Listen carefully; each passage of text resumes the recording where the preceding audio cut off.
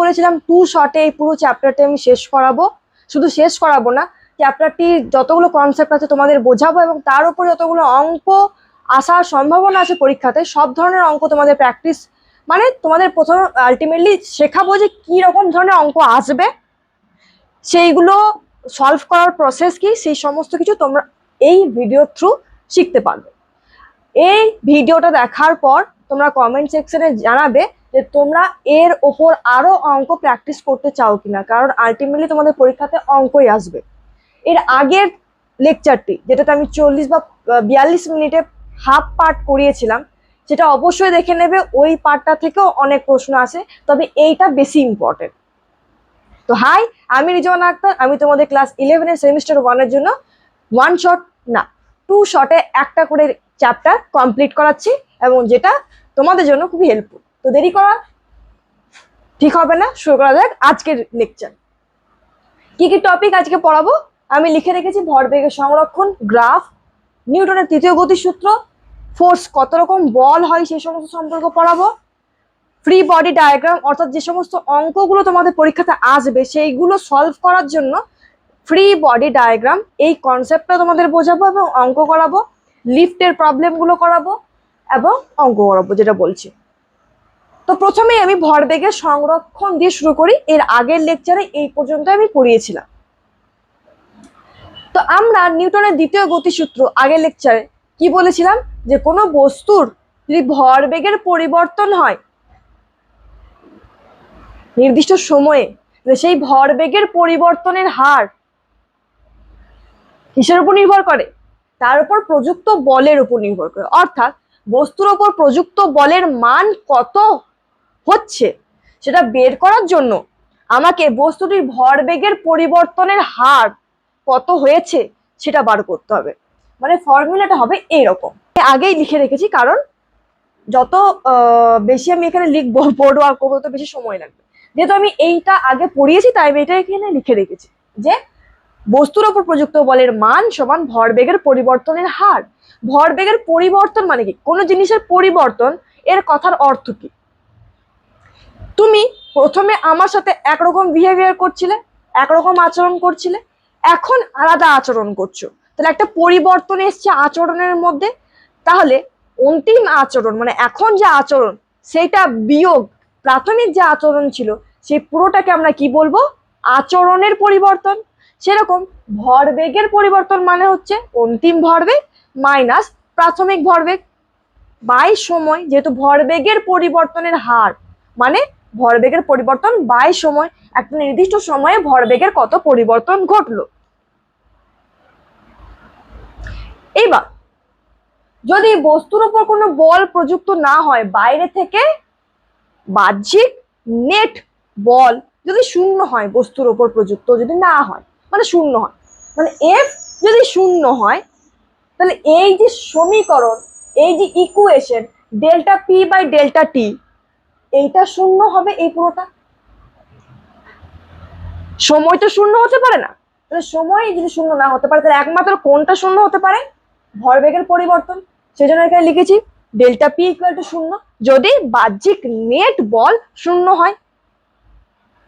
তাহলে পরিবর্তন মানে অন্তিম ভরবেগ মাইনাস প্রাথমিক ভরবেগ, সেটা শূন্য। তাহলে এর অর্থ কি? এই মাইনাসটা যদি আমি এদিকে নিয়ে চলে যাই, তাহলে কি আসবে? অন্তিম ভরবেগ প্রাথমিক ভরবেগের সঙ্গে সমান হবে।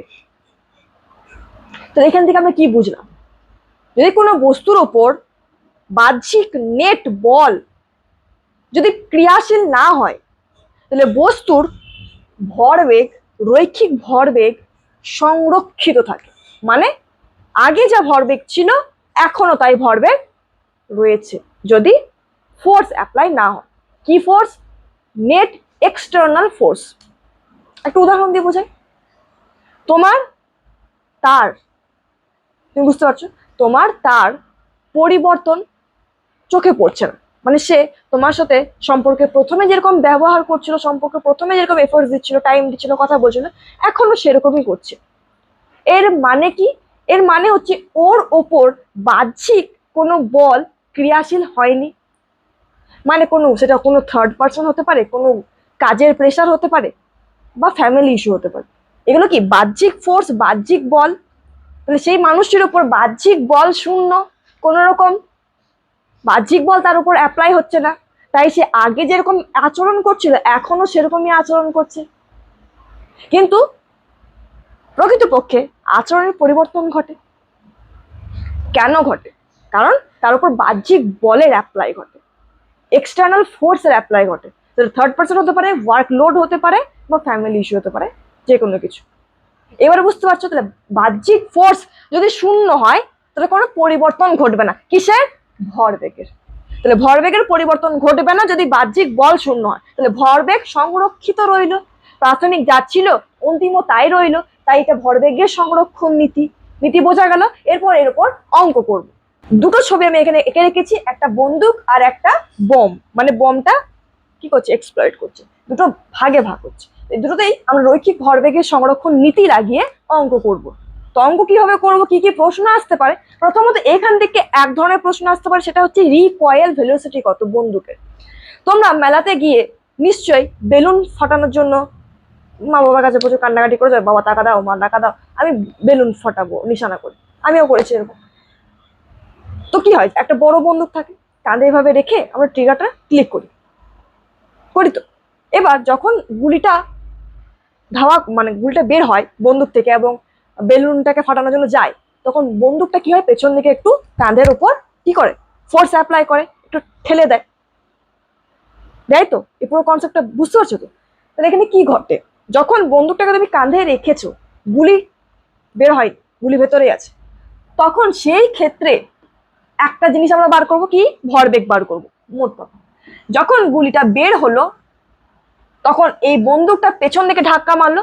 এই যে ধাক্কা মারলো, পেছন দিকে একটা ভেলোসিটি নিয়ে এলো, একটা বেগ নিয়ে এলো। বন্দুকের এই বেগটাকেই বলা হয় রিকয়েল। এটা তোমাকে বার করতে বলে পরীক্ষাতে। তো কিভাবে বার করব? মোট কথা, যখন বন্দুকটা আমার কাঁধে ছিল, কোনো গুলি টুলি বের হয় নাই, তখন সিস্টেম, এই পুরো সিস্টেমটার, এই পুরো সংস্থাটার, এই পুরো ব্যবস্থাটার ভরবেগ, অর্থাৎ সেটাকে কি বলবো আমরা? P initial. ইনিশিয়াল মোমেন্টাম, প্রাথমিক ভরবেগ কত? বন্দুকের ভরবেগ প্লাস গুলি, গুলি, গান আর বুলেট, বন্দুক আর গুলি। তো বন্দুকের ভরবেগ কত? বন্দুকের একটা ভর আছে, সেটা হচ্ছে mg, গান এর ভর ইন্টু ভিজি প্লাস mb ভিবি, মানে গুলির ভর আর গুলির বেগ, বুলেটের বেগ। এবার বন্দুকও তো আমার কাঁধেই ছিল, বন্দুকটা নড়ে নাই, সরে নাই, বা বেগ নিয়ে পেছনে বা আগে আসে নাই যতক্ষণ না গুলি বেরোচ্ছে, আর গুলিও বেরোয় নাই। তাহলে এটাও শূন্য, এটাও শূন্য, শূন্য তো। তাহলে প্রাথমিক ভরবেগ কি? শূন্য। এটুকু ক্লিয়ার হলো। এবার বন্দুকটার যখন ট্রিগার টিপলাম, দেখো বন্দুকের গুলিকে কিন্তু আমি লাঠি মেরে বলি নাই বেরো, বা আগে বাইরে থেকে ফোর্স অ্যাপ্লাই করি নাই, বাইরে থেকে বাহ্যিক বল আমি অ্যাপ্লাই করি নাই গুলি অর্থাৎ এই বুলেটটার উপর, শুধু ট্রিগারটা টিপেছি, এর ফলে গুলিটা বের হলো। হলো তো? তাহলে এইখানে গুলির একটা বেগ রয়েছে, আর কি বললাম, পেছন দিকে আমাকে ঠেলছে, সুতরাং বন্দুকের একটা বেগ আছে। এক্ষেত্রে এখানে সিট ছিল কিন্তু এক্ষেত্রে নাই।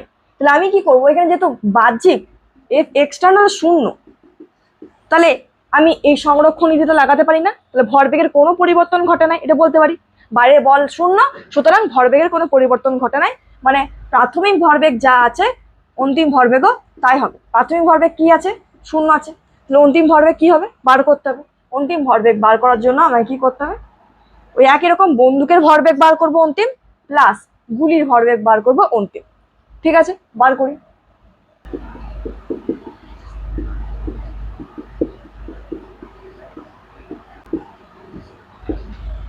এটা হবে অন্তিম ভরবেগ এই পুরো সিস্টেমটার। তাহলে আমরা কি জানি যে বাইরে থেকে বল প্রযুক্ত না হলে এই কেসটা ঘটবে, এটা। তাহলে এটা তো শূন্য, তাহলে এটাও শূন্য, তাহলে এই পুরো সমীকরণটাই শূন্য হবে। এটা ইকুয়াল টু শূন্য লিখতে পারি। এটা ইকুয়াল টু যদি শূন্য লিখি, তাহলে mg ভিজি সমান কি হবে? Minus of mb VB. এই মাইনাসটা কি বোঝাতে চাইছে? এই মাইনাসটা বোঝাতে চাইছে গুলি যেদিকে যে বেগ নিয়ে সামনের দিকে যাচ্ছে, বন্দুক পেছন দিকে আসবে। অর্থাৎ গুলির ভরবেগ সামনের দিকে, বুলেটের ভরবেগ সামনের দিকে, বন্দুকের ভরবেগ পেছনের দিকে। এই ইকুয়েশনটা থেকে আমরা এটা বার করতে পারলাম কনক্লুশন। তাহলে এই ইকুয়েশনে ভিজি যদি বার করতে পারে তাহলে কি লিখবো? V G equal to minus by M G into V B. এটা হলো সমীকরণ। তাহলে রিকয়েল ভেলোসিটি কিভাবে বার করবো বোঝা গেল। কি করবো? প্রথমে প্রাথমিক ভরবেগ বার করবো, যেটা শূন্য বেরোলো। আর অন্তিম ভরবেগ কি? এই পুরো সিস্টেমের প্রথমে গুলির বার করলাম, তারপর বন্দুকে বার করলাম, এটা লিখলাম, দিয়ে শূন্য করলাম, যেহেতু P I equal to P F. শূন্য করার পর এখানে ভিজি যদি বার করতে বলে, এটাকে এদিকে নিয়ে গেলে মাইনাস হবে, আর V G equal to minus M B by M G into V.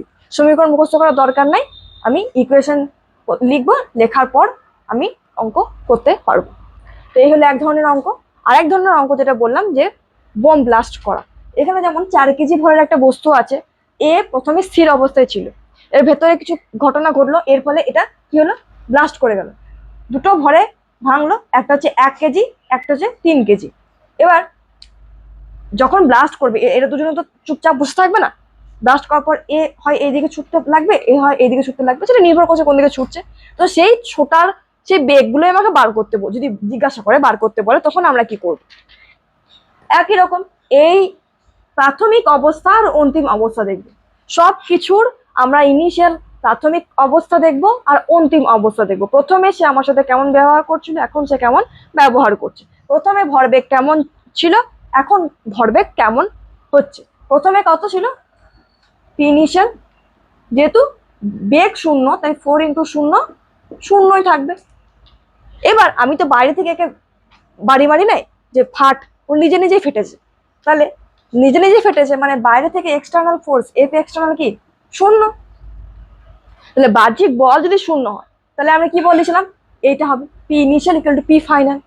তাহলে পি ফাইনালও শূন্য হবে, যেহেতু পি ইনিশিয়াল শূন্য। তাহলে পি ফাইনাল আমরা বার করবো, কিভাবে বার করবো? একই রকম, যে এটা তো অন্তিম অবস্থা। এই অন্তিম অবস্থায় দুটো ভর আছে, 1 কেজি ভর একটা, 3 কেজি ভর। যেমন এখানে অন্তিম অবস্থায় দুজন ছিল, একটা বুলেট ছিল, একটা বন্দুক ছিল। বুলেটের ভরবেগ বার করেছিলাম, বন্দুকের ভরবেগ বার করেছিলাম, যোগ করেছিলাম, সেটা বার করেছিলাম কি? অন্তিম ভরবেগ। ঠিক সেরকম এই সংস্থাটা, এই সিস্টেমের মধ্যে অন্তিম ভরবেগ কত? 1 KG into V1 plus 3 KG into ভি2। এটা হলো অন্তিম ভরবেগ। আমি এখানে আবার লিখি 1 ইন্টু ভি1 প্লাস 3 ইন্টু ভি2। এটা হলো পি ফাইনাল। আর আমরা জানি P final equal to P initial, যেটা শূন্য। তাহলে এই পুরোটা শূন্য হবে। তাহলে V1 equal to minus 3v2। এবার তোমাকে যদি পরীক্ষা হলে বলে দেয় ভি1 5, সরি ভি2 5, তাহলে ভি1 কত হবে? 5 থেকে 15। এভাবে আমরা অঙ্ক করব। আমি শুধু এই লেকচারের মাধ্যমে কিভাবে অঙ্ক প্রসেস কি ঘটবে, কিভাবে করতে হবে সেগুলো বোঝাচ্ছি। প্র্যাকটিস সেশন যখন আনবো তখন এগুলোর উপর অনেক ধরনের অঙ্ক করাবো। এখন শুধু বোঝো যে কিরকম ধরনের পরীক্ষাতে আসতে পারে। 1 রিকয়েল ভেলোসিটি, 2 এক্সপ্লয়েট করছে, ভেঙে যাচ্ছে ইন্টারনাল ফোর্সের কারণে, এবং তার ফলে এই যে দুটো বা আরো একাধিক টুকরোতে ভাঙতে পারে। এখানে দুটো টুকরো দিয়েছি, 3টে 4টা যা খুশি হতে পারে। তো দুটো টুকরো দিয়েছি, দুটো টুকরোর কি বেগ থাকবে, ছুটে বেরোবে। তো এই পুরো সিস্টেমটার ফাইনাল মোমেন্টাম এটা বেরোলো, যেটা ইনিশিয়ালের সঙ্গে সমান, অত শূন্য সঙ্গে সমান। বোঝা গেল? তাহলে এই ছিল আমার ভরবেগের সংরক্ষণের উপর পুরো জিনিসটা। এবার আমি গ্রাফ করাবো। গ্রাফ হচ্ছে যদি ভরবেগ আর সময়ের গ্রাফ দেয়, বল এবং সময়ের গ্রাফ দেয়, সেক্ষেত্রে কি রকম প্রশ্ন আসতে পারে, কিরকম ভাবে আমরা ট্যাকেল করবো সেটা শেখাচ্ছি। এই ইকুয়েশনটা দিয়ে সবকিছু হবে। এফ সমান আমরা কি জানি? ভরবেগের পরিবর্তনের হার। যদি অল্প সময়ের ডিফারেন্সে কত ভরবেগ পরিবর্তন জিজ্ঞাসা করে, ডিপি বাই ডিটি আমরা লিখবো। ডিপি ফেসবুকের ডিপি নয়, হোয়াটসঅ্যাপের ডিপি নয়, এটা ভরবেগের পরিবর্তন, খুব ছোট ভরবেগের পরিবর্তন, খুব ছোট আচরণের পরিবর্তন। ঠিক আছে, ডিপি বাই ডিটি। এবার আমরা এটা জানি, ওয়াই ভার্সেস এক্স এর একটা গ্রাফের নতি ট্যান থিটা দিয়ে প্রকাশ করা হয়। সেটা কি হয়? লম্ব বাই ভূমি। এই লম্বটা যদি ডিওয়াই হয়, ডিওয়াই বাই ডিএক্স হবে। এটা কি হয়? নতি হয়, তাই তো?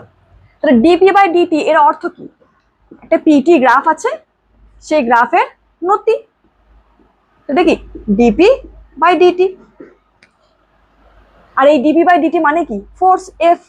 তাহলে যদি তোমাকে ভরবেগ আর সময়ের লেখচিত্র দিয়ে দেয়, সেই লেখচিত্রের ট্যান থিটা যদি বার করে নিতে পারো সেটাই হবে বল। প্রশ্ন দিয়ে একটা একটা গ্রাফ দিয়েছে এরকম, ভরবেগ সময়ের অ্যাঙ্গেল বলে দিয়েছে 60 ডিগ্রি, বলে দিয়েছে, জিজ্ঞেস করেছে বলো বল কত। তা আমরা বল সমান জানি ডিপি বাই ডিটি, ব্যাস। আর ডিপি বাই ডিটি তার মানে পিটি গ্রাফের নতি, এটা ট্যান 60 ডিগ্রি, তাহলে কত হবে √3 নিউটন। তাহলে ভরবেগ সময় লেখচিত্র থেকে ফোর্স বার করতে বললে আমি ট্যান থিটা করবো, অর্থাৎ নতি বার করবো। এবার যদি তোমাকে ভরবেগ সময়, অবশ্যই দেখবো ওয়াই অক্ষ বরাবর ভরবেগ দেওয়া আছে কিনা, তবে আমরা এটা করতে পারবো। যদি এটা বুঝতে অসুবিধা হয় তাহলে আমার প্লে লিস্টে গিয়ে গ্রাফ, যে একমাত্রিক গতি গ্রাফের যে কনসেপ্ট, সেই লেকচারটা দেখে নাও, তাহলে পুরো ক্লিয়ার হয়ে যাবে। তোমাকে বললো এই সময়, এই 2 সেকেন্ড সময়ে ফোর্স বার করো, তাহলে আমরা কি করবো, আমরা কি জানি force equal to D P by D T, মানে পিটি গ্রাফের নতি, যেটাকে ইংলিশে বলা হয় স্লোপ, তাই তো। তাহলে আমি এই পয়েন্টে কি করব, একটা স্পর্শক আঁকবো, এটা ধরো পয়েন্ট এই।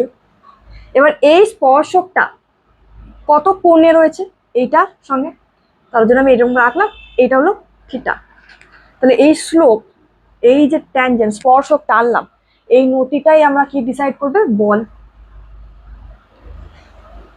ঠিক আছে, তার মানে ভরবেগ সময় লেখচিত্র দেওয়া থাকলে আমাদের কি বার করতে হবে, নতি বার করতে হবে বা স্লোপ বার করতে হবে। এটা বোঝানোর জন্য আমি এই ছবিটা আঁকলাম।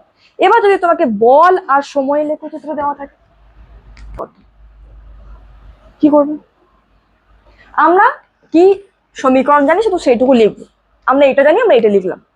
এবার আমার এইটা বার করতে হবে ভরবেগের পরিবর্তন, তাহলে এইটাকে আমি এক ধারে রেখে বাকিগুলো করে দিকে ট্রান্সফার করা হলো। এবার সমাকলন লাগবে, সমাকলন না বুঝতে পারলে, সমাকলন যদি না জানা থাকে, তাহলে আমার প্লে লিস্টে গিয়ে সমাকলন যে লেকচারটা, যে ভিডিওটা, সেটা দেখে নাও। তুমি কি করবো, এটাকে সমাকলন বা ইন্টিগ্রেশন করবো, মানে এটা কিসে পরিণত হবে, ডেল্টা পিতে, আর এটা এফ ডিটি। আর এটা মানে এফটি গ্রাফের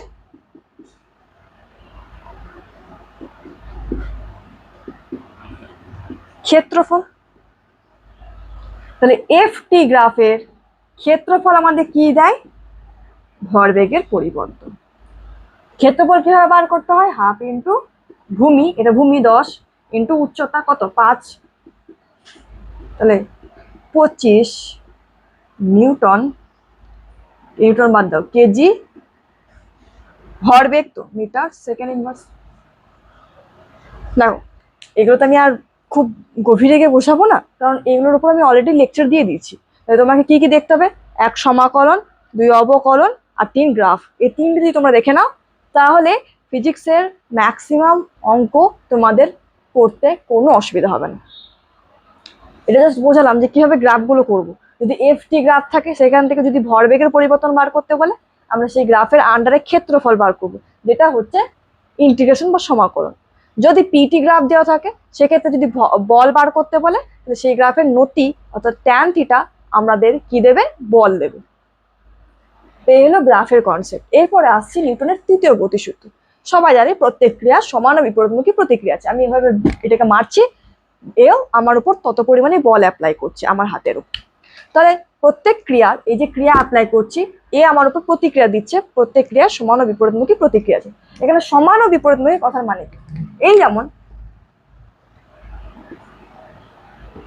এটা দেওয়াল, ছাড়ো দেওয়াল ছাড়ো, এখানে দুটো বস্তু আছে, এ এর ওপর বল প্রয়োগ করছে, এটা 1 নাম্বার 2 নাম্বার বস্তু। এই বলটাকে এভাবে লেখা, ফোর্স অন 2 ডিউ টু 1, মানে 2 নাম্বারের উপর প্রযুক্ত বল 1-এর, ফোর্স অন 2, ফোর্স অন 2 মানে 2 এর উপর প্রযুক্ত বল ডিউ টু 1, 1-এর দ্বারা, মানে 1 2 এর উপর বল প্রযুক্ত করছে। এটা কিভাবে লেখা হয়, ফোর্স অন 2 ডিউ টু 1। এও এর উপর বল প্রয়োগ করবে, সেটা কি লিখবো, ফোর্স অন 1 ডিউ টু 2। এই দুটোর মান, ম্যাগনিটিউড কি হবে, সমান হবে। ক্লিয়ার, এই দুটোর মান বা ম্যাগনিটিউড সমান হবে। কিন্তু এই দুটোর অভিমুখ দেখো, এ এই অভিমুখে একে মারছে, এ ওকে এই অভিমুখে মারছে, অর্থাৎ অভিমুখটা আলাদা হবে। সমান হবে মানের দিক থেকে, কিন্তু বিপরীতমুখী হবে। আর একটা কথা, দুটো আলাদা আলাদা বস্তুর উপর ক্রিয়াশীল। ক্রিয়া আমি বোর্ডের উপর করছি, প্রতিক্রিয়া আমার উপর হচ্ছে, দুটো বস্তু আলাদা।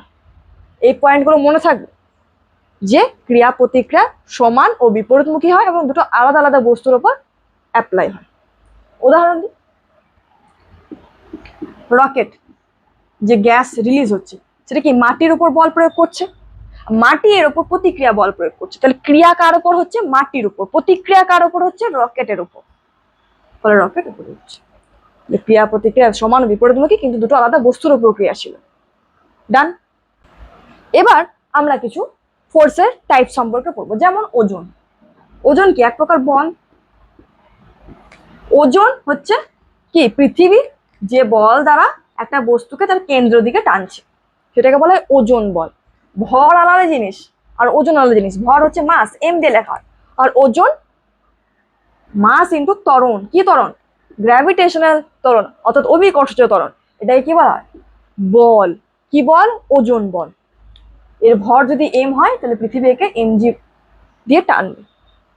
এটা হলো ওজন বল। এটা একটা বল হলো।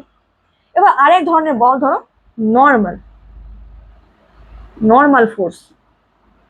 নর্মাল মানে কি? পারপেন্ডিকুলার। কার সঙ্গে? ভূমির সাথে। কিরকম জিনিসটা? যখনই নর্মাল কথাটা আসবে, নর্মাল মানে এটা বুঝে নেবে যে তুমি বা কোনো বস্তু সারফেস, অর্থাৎ এটা তো একটা সারফেস, সারফেসকে কতটা বল দিয়ে প্রেস করছো, সেই যতটা বল দিয়ে তুমি প্রেস করবে ও ততটা বল দিয়ে তোমাকে প্রতিক্রিয়া প্রেস করবে, এবং সেই প্রতিক্রিয়াটাকে বলা হয় নর্মাল। অর্থাৎ এই বস্তুটা ধরো একটা দেওয়াল আছে, দেওয়ালটার উপর আমি এভাবে আঙুল দিয়ে প্রেস করলাম 10 নিউটন বল দিয়ে, তাহলে এই বিন্দুতে প্রতিক্রিয়া বলো এ বরাবর 10 নিউটন হবে। এটাকে বলা হয় নর্মাল ফোর্স, আর কিছু না।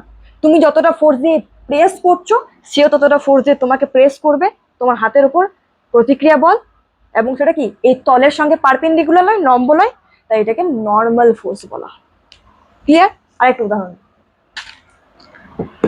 করেছে, এটা এম ভরের বস্তু, জিজ্ঞেস করেছে এই তলে নর্মাল ফোর্স কত, এন কত। তাহলে আমাকে লক্ষ্য করতে হবে এই সারফেসটা, এই তলটাকে, এই ভরের বস্তুটা কত বলে প্রেস করছে। অবশ্যই এমজি বলে, অর্থাৎ ওজন বলে কে প্রেস করছে, এবং সেই ওজন বলে প্রতিক্রিয়া বলই তো এটা নর্মাল। তো এই নর্মালটার মানও কত হবে? এমজি হবে। তাহলে কত বলে প্রেস করছে সেই অনুযায়ী প্রতিক্রিয়া বলটাই হবে এই সারফেসে, এই তলের উপর নর্মাল ফোর্স। তো নর্মাল ফোর্স কি হলো? এমজি হলো। সবই বিভিন্ন রকম হতে পারে, কনসেপ্ট একই থাকবে যে কত বলে প্রেস করছে। ধরো এটা একটা নততল, থিটা কোণে রয়েছে। এবার এখানে আমি একটা এম ভরের বস্তুকে রাখছি,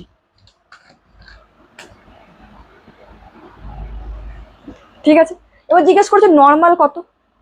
নর্মাল মানে হচ্ছে এই যে তলটা, এই তলটাকে এ কত ফোর্সে প্রেস করছে এবং তার প্রতিক্রিয়া বল এই বরাবর, সেটা হচ্ছে নর্মাল। এইটুকুই তো। তাহলে আমাকে এই বলটা কত সেটা বার করলে আমি পেয়ে যাবো। এবার তোমরা বলে দিও না যে এই বলটা এমজি, না, এমজি হচ্ছে এইটা, এই বরাবর টানবে সর্বদা, সর্বদা লম্ব বরাবর টানবে এমজি। তাহলে এটা হচ্ছে এমজি, এইটা কিন্তু এমজি নয়। এই ছবিটা খুব ইম্পর্টেন্ট, আমি আর একটু বড় করে তোমাদের দেখাচ্ছি, তাই তো। এবার এই ত্রিভুজটাকে লক্ষ্য করো, এটা কত? 90 ডিগ্রি। তাহলে এটা কত? 90 মাইনাস থিটা বটে। এই এমজি দুটো উপাংশ আমি বার করবো, একটা এই বরাবর, একটা এই বরাবর। উপাংশ বিভাজন তোমরা শিখেছো আশা করবো। তাহলে এমজি কে দুটো উপাংশে ভাগ করলাম, একটা উল্লম্ব, একটা অনুভূমি।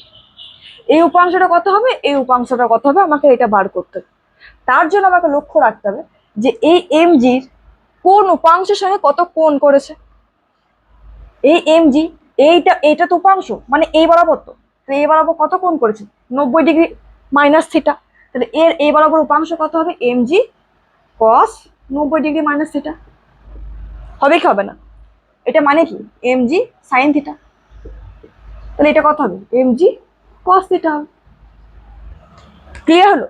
যে উপাংশ বরাবর কোণ করবে তার cos ভ্যালু নেব, mg cos 90 মাইনাস থিটা, আর এটা মানে কি sin থিটা, তাহলে mg sin থিটা হবে এই বরাবর উপাংশ, আর এই বরাবর উপাংশ হবে mg cos থিটা। তাহলে বেরিয়ে গেল এই সারফেসটাকে এই বস্তুটা কতটা ফোর্স দিয়ে প্রেস করছে, কত mg cos theta, press press mg cos theta. এর প্রতিক্রিয়া বল এই বরাবর নরমাল হবে, তার মান কত, mg cos theta. Clear?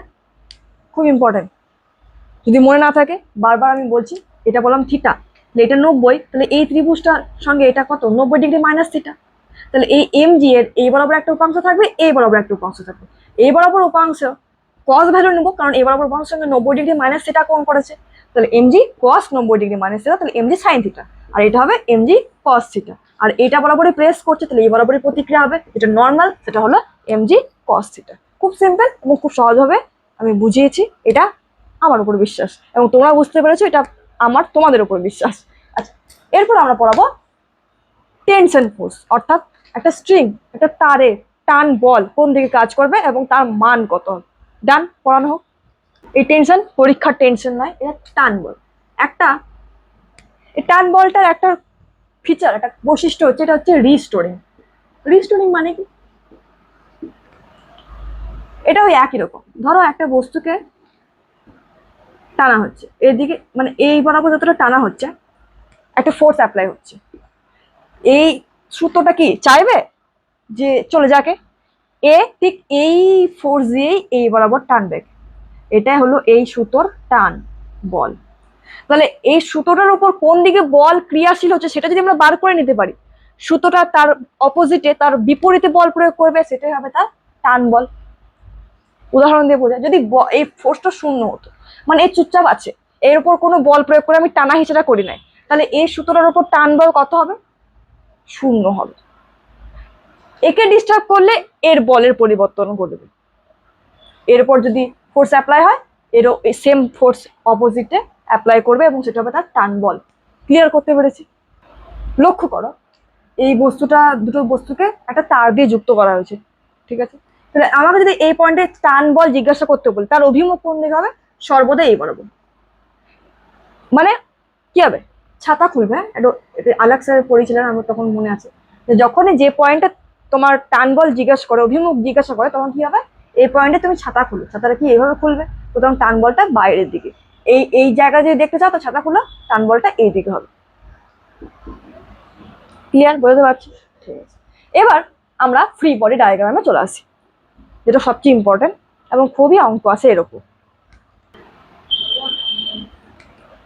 Free body diagram জিনিসটা কি, ধরো একটা বস্তু, মানে এখানে কি প্রথম স্টেপ, যখনই কোনো অঙ্ক দেবে তখন ফার্স্ট স্টেপ হবে সিস্টেমটাকে অবজার্ভ করব, দেখব, তারপর সেই অবজেক্টটাকে আমি একটা বিন্দু ভর হিসেবে কল্পনা করে অঙ্কটা শুরু করব। তারপর লক্ষ্য স্টেপ 2 হচ্ছে সেই বিন্দু ভরের ওপর টোটাল কোন কোন দিকে যতগুলো ফোর্স অ্যাপ্লাই হচ্ছে সেগুলো আমি আঁকবো, তারপর আমরা F net equal to M. এই তিনটে স্টেপ খাতাটা লিখে রাখো, এরপর আমি একটা অঙ্ক দিয়ে বোঝাচ্ছি, তাহলে তোমরা বুঝতে পেরে যাবে। দেখো এখানে একটা অঙ্ক লিখে রেখেছি, 20 কেজি ভরের একটা বস্তু আছে, এরপর এদিকে ধরো তুমি দাঁড়িয়ে আছো 12 নিউটন বল দিয়ে টানছো, আমি এদিকে দাঁড়িয়ে আছি 10 নিউটন বল দিয়ে টানছি। জিজ্ঞাসা করেছে এই বস্তুটা নিশ্চয়ই নড়বে বা সরবে, এবার কত ত্বরণ হবে এই বস্তুটা সেটা তোমাকে বার করতে বলেছে। ফার্স্ট স্টেপ কি, দেখো ছবিটাকে দিয়ে, পুরো যে অবজেক্ট যে বস্তুগুলো রয়েছে সেই বস্তুগুলোকে, এখানে একটাই বস্তু আছে, কি করব, একটা পয়েন্ট দিয়ে কল্পনা করব 20 কেজি। স্টেপ 2, যতগুলো ফোর্স এর উপর অ্যাপ্লাই হচ্ছে, যতগুলো বল এর উপর অ্যাপ্লাই হচ্ছে সব ছবি আঁকো। এবার কত, 12 নিউটন, এবার কত, 10 নিউটন। আর কি কোনো বল অ্যাপ্লাই হচ্ছে, তোমরা দেখেই বলবে না দিদি অ্যাপ্লাই হয় না, হয় নাই, পৃথিবী একে টানে নাই, এমজি বল দিয়ে, এম হচ্ছে 20, তার সঙ্গে অভিকর্ষ ত্বরণ 10 গুণ করলাম, তাহলে 200 নিউটন বল দিয়ে একে টানছে, তো এ থেকে প্রেস করছে, তাহলে এই প্রতিক্রিয়া বল এই বরাবর নর্মাল ফোর্স অ্যাপ্লাই হয় নাই, হচ্ছে, এই বরাবর এমজি, এই বরাবর নর্মাল। সমস্ত রকম বল এর ছবি অভিমুখ সহ আমরা এঁকে নিলাম। এইবার জিজ্ঞাসা করেছে ত্বরণ কোন দিকে হবে। তো প্রথম কথা, আমরা যখনই এক্স বা ওয়াই দুটো দিকেই কোনো ভেক্টরকে দেখব, আমরা যে কোনো একটা অভিমুখের প্রতি লয়াল হব, যে কোনো একটা অভিমুখের দিকে তাকিয়ে আমরা অঙ্কটাকে সলভ করব। তো এখানে আমাকে ত্বরণ বার করতে বলেছে, তো আমাকে এটা নিশ্চয়ই মাথা খাটিয়ে বুঝতে পারছি যে এই বস্তুটা নিশ্চয়ই ওপরে উঠবে না, একে টানছি এই বরাবর, এ ওপরে নিশ্চয়ই উঠবে না, এ হয় এই দিকে যাবে না এই দিকে যাবে। তো ত্বরণটাও নিশ্চয়ই এই বরাবরই থাকবে, অর্থাৎ এটা কি, এটা কোন অক্ষ, এটা এক্স অক্ষ। ত্বরণটাও এক্স অক্ষ বরাবর থাকবে, নিশ্চয়ই ওয়াই অক্ষ বরাবর থাকবে না। সুতরাং আমি এই ফোর্স গুলোকে কেটে দেবো, আমি তাকাবো না। আমি কার দিকে তাকাবো? এই এক্স অক্ষ বরাবর বলের দিকে তাকাবো। বুঝতে পারছি? এবার এইদিকে 12, এইদিকে 10, তাহলে নেট ফোর্স কত অ্যাপ্লাই হবে এই বরাবর? 2 নিউটন, 12 - 10 করে। আর এর ভর কত? 20 কেজি। তাহলে এফ নেট কত? 2 নিউটন। স্টেপ 3 কি ছিল? F net equal to M a করব। এফ নেট 2, ভর কত? 20, আর ত্বরণ হচ্ছে এ। তাহলে এ কত হবে? 2/20, 1/10, 0.1 মিটার পার সেকেন্ড। অঙ্ক বুঝতে পেরেছো? আর একটা অঙ্ক করাচ্ছি, তাহলে পুরো ক্লিয়ার হয়ে যাবে। দেখো, এর পরের প্রশ্নটার তোমার যে ভাষাটা সেটা একটু পরিবর্তন করা হয়েছে। এই বস্তুটাকে 8 কেজি ভরের বস্তুটাকে আমি এভাবে টানছি এই বল প্রয়োগ করে, সেটা কত? ভূমির সঙ্গে 30 ডিগ্রি কোণ করে আমি এই বল প্রয়োগ করে টানছি। এবার এটা কোনো মান বলে দেয় না, এবার বলেছে এফ কত হলে এই 8 কেজি ভরের বস্তুটা উপরের দিকে উঠবে, এটা হলো প্রশ্ন। বুঝতে পারছি? এফ কত হলে এই 8 কেজি ভরের বস্তুটা উপরের দিকে উঠবে।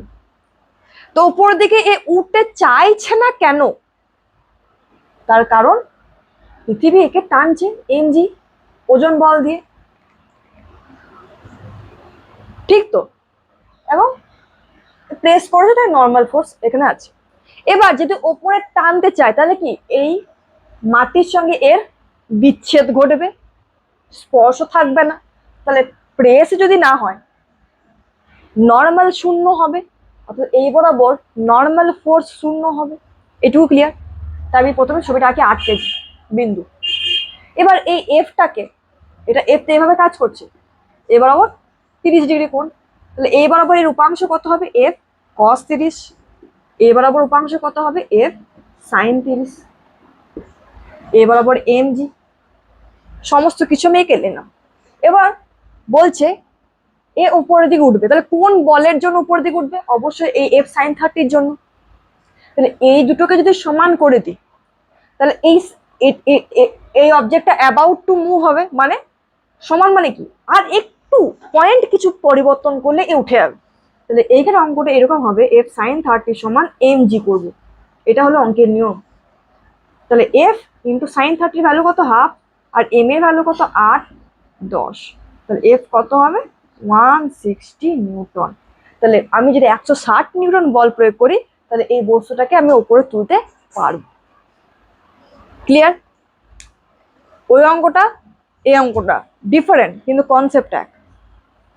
এখানে শুধু কি বল প্রয়োগ করলে উপরে উঠবে, তাহলে এইটার সঙ্গে এটার সমান করবো। আশা করবো বোঝাতে পেরেছি। এই অঙ্কটা তোমাদের হোমওয়ার্ক থাকবে, ওই একই রকম 8 কেজি ভরে একটা বস্তু আছে, তার উপর এফ বল প্রয়োগ করছি 45 ডিগ্রি কোণ করে, এবং এই দেখো অভিমুখটা দেখো, এ বরাবর 20 নিউটন বল দেখে চাপা হচ্ছে। তাহলে কত, এই এফটা কত হলে এই বস্তুটা উপরের দিকে উঠবে?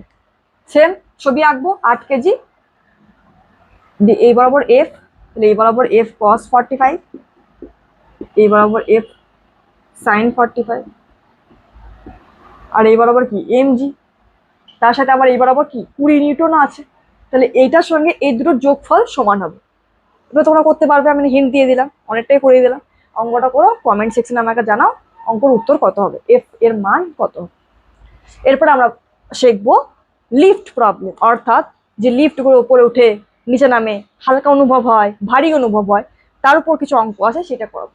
সেটা করিয়ে আজকে চ্যাপ্টার শেষ করাবো। চ্যাপ্টার ঠিক শেষ হবে না, এরপর আরো প্র্যাকটিস অনেক অঙ্ক করতে হবে, তবেই তোমাদের এই চ্যাপ্টারটা পুরো হাতের মুঠোয় আসবে। লিফট প্রবলেম করাবো, এখন রকেট করানো হয়নি, সেই রকেটটা প্র্যাকটিস সেশনেই করাবো। আর তোমার বাঁদর চাপছে, টান বল কত, সেগুলো আমি প্র্যাকটিস সেশনে করাবো, আজকে আর করাচ্ছি না। আজকে আমি শুধু লিফট প্রবলেমটা করাবো। শেয়ার করি যে আমরা যখন আমাদের নিজস্ব ওয়েট মাপি, ওজন মাপি, সেটা কি প্রকৃতপক্ষে আমাদের ওজন? কি রকম ব্যাপারটা? আমরা যে ওয়েট মেশিন, ওয়েইং মেশিন যেটা বলে, এখানে যে আমরা দেখি, এটা কি দেখি? আমরা নর্মাল দেখি, মানে আমরা কতটা প্রেস করছি, মানে আমাদের ওজন বল ততটাই প্রতিক্রিয়া বল এন, এবং এই এনটাই আমরা দেখি, এবং সেটা দেখে আমরা বলি আমাদের ওজন এত। কিন্তু যদি আমরা এমন একটা জায়গাতে চলে গেলাম যেখানে ত্বরান্বিত জায়গা, যেমন এই লিফটটা উপরের দিকে উঠছে, সেক্ষেত্রে আমাদের কি অনুভূতি হবে? বেশি ওজন না কম ওজন? বেশি, ভারী মনে হবে। তোমরা যদি হালকা মানুষ হও, পাতলা মানুষ হও, তাহলে এমন লিফটে হতো যে তরণ্যে উপরে উঠছে, তাহলে তোমাদের মনের কামনা পূর্ণ হবে যে আমি মোটা হয়ে গেছি, আমার ওজন বেশি হয়ে গেছে, ভারী মনে হবে। আর যারা ভারী তারা এমন একটা লিফটে ওঠো যে লিফটটা নিচের দিকে তরণ্যে এগোচ্ছে, তুমি নিজেকে হালকা অনুভব করবে। তাহলে এটা হলো অনুভূতির একটা ব্যাপার, যে তোমার মনস্কামনা পূর্ণ হবে। তো কেন হচ্ছে এটা? কি সমস্যাটা কি হচ্ছে? প্রথমত, যখন উপরে উঠছে, ঠিক আছে, মানে এই দিকে এফ নেট কাজ করছে, ফলে তো উপরে উঠছে। এফ নেট কি? নেট ফোর্স, নেট বল উপর দিয়ে কাজ করছে বলে ত্বরণটা এদিকে। এবার আমি এই সংস্থাটা, এই সিস্টেমটার উপর কতগুলো বল ক্রিয়াশীল হচ্ছে সেটা দেখব। এই অবজেক্টটা নিচের দিকে এমজি ভর প্রয়োগ করছে, ওপর দিকে নর্মাল ফোর্স। আমাকে এই নর্মালটাই বার করতে হবে, ঠিক আছে? বেশ, তাহলে উপর দিকে এম, নিচের দিকে এম জি, আর এফ নেট উপর দিকে, তাহলে F net equal to M a, তাই তো? এম ইন্টু এ, ভর ইন্টু ত্বরণ।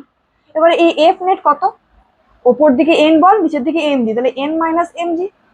তোমরা বলবে দিদি এন মাইনাস এম জি কেন করছি? দুটো ফোর্স আছে তো, তাহলে এই ফোর্সটা নিশ্চয়ই বেশি অঙ্ক করার জন্য, তাই এটা মাইনাস এইটা করলে টোটাল ফোর্স হবে সমান কত? M A. তাহলে এন কত বেরোবে? এম কমন নিলে জি প্লাস এ। তাহলে কোনো লিফট যদি ওপর দিকে ত্বরান্বিত হয়, তাহলে এই বস্তুটার ওজন কত হবে? এম ইন্টু জি প্লাস এ। কি হলো? বেড়ে গেল। আগে কত ছিল? এম জি, এখন কত হলো? এম জি প্লাস এ। কনসেপ্ট বুঝতে পারলে এবার মনে করে রেখে দেবে যে ওপর দিকে ত্বরান্বিত হলে ওজন বাড়বে, কত হবে? এম ইন্টু জি প্লাস এ। আর নিচের দিকে হলে,